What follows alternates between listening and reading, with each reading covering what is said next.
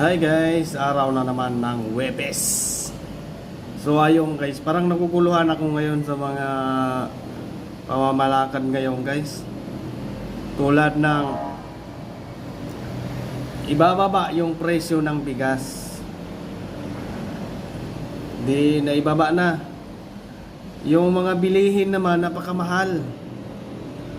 Parang baliwala din.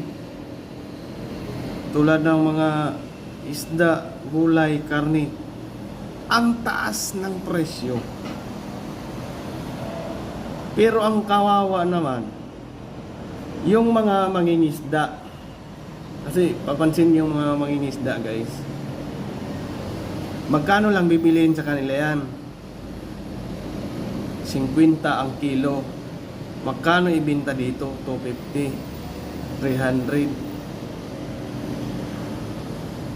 Pagdating sa merkado, ang mahal ng isda. Ang kawawa yung mga maliliit, yung mga mangingisda. Bilhin sa kanila napakamura.